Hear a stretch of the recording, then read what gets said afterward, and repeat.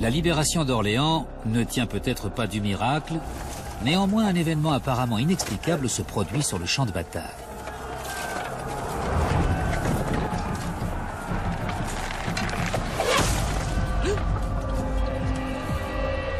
Jeanne est touchée par une flèche anglaise qui pénètre de 15 cm dans son épaule, près du cou.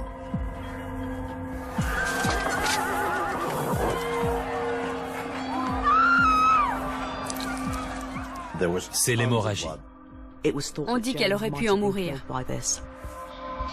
Malgré ce coup apparemment fatal, la jeune fille est de nouveau sur le champ de bataille peu de temps après.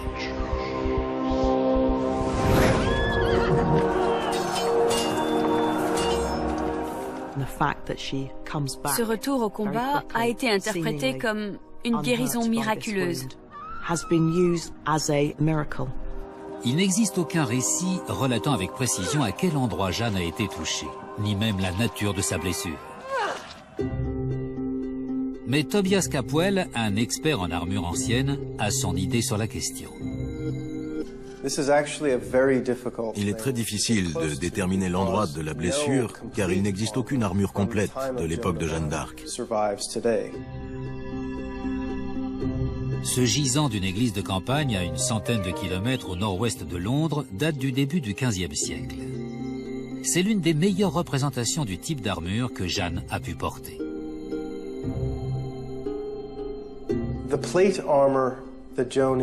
L'armure de plate que Jeanne portait constituait une excellente protection contre les flèches.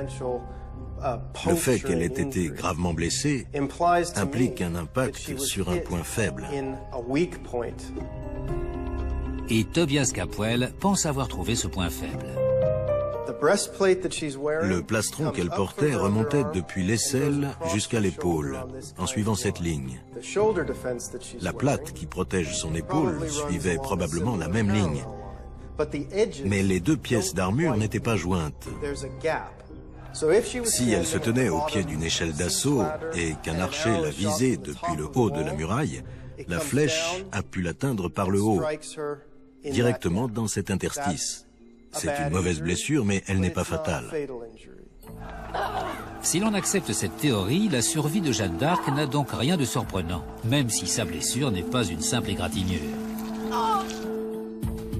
Katia Virch, chercheuse en neurologie dans l'un des plus grands centres hospitaliers de Grande-Bretagne, apporte un éclairage différent sur le sujet. La flèche a pénétré de 15 cm dans les chairs. La douleur a dû être fulgurante.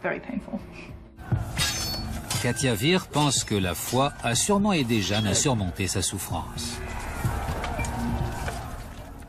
On croit généralement que la douleur est liée à une atteinte physique du corps. On sait maintenant que c'est un peu plus complexe que ça, que la perception psychologique de la douleur joue beaucoup. Avec le psychologue Miguel Farias, Katia a étudié de quelle façon un individu peut modifier sa perception de la douleur, même si celle-ci est constante. Des tests spécifiques permettent de mettre en lumière le lien entre psychologie et croyances religieuses. La croyance religieuse peut modifier notre perception du monde, mais aussi notre perception de la douleur et de ce qui fait mal. À l'aide d'un scanner, les chercheurs enregistrent l'activité cérébrale de personnes croyantes ou non qui sont soumises à des stimuli douloureux.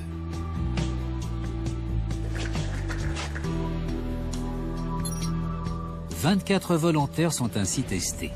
La moitié est catholique, l'autre athée. 2 images leur sont proposées.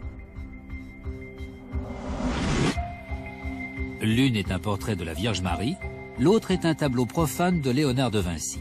À chaque image, le participant reçoit une petite décharge électrique. Puis on lui demande s'il a ressenti une douleur.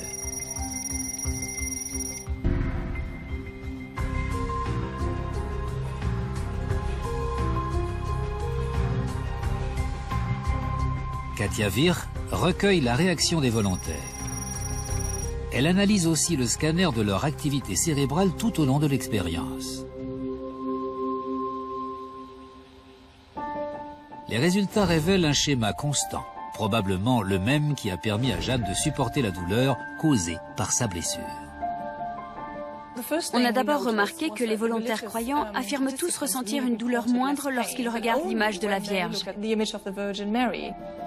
La croix bleue indique la zone du cerveau liée à la réduction de la sensation de douleur. Dans le groupe d'athées, aucune activité n'y est enregistrée. Dans le groupe de croyants, en revanche, c'est une autre histoire. Chez les participants croyants, un mécanisme se met en place dans cette petite zone du cerveau et cela les aide à amoindrir la perception de la douleur.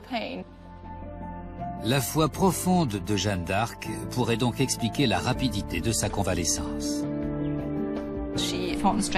Elle a puisé dans ses croyances religieuses la force de faire taire sa douleur physique. Ça explique sans doute ce qui s'est passé dans son cerveau quand elle a été blessée et qu'elle a continué à se battre.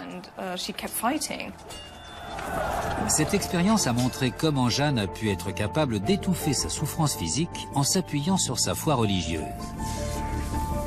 C'est cette même foi indéfectible qui semble la porter alors qu'elle voit une autre de ses missions mener à bien, le sacre de Charles VII en la cathédrale de Reims.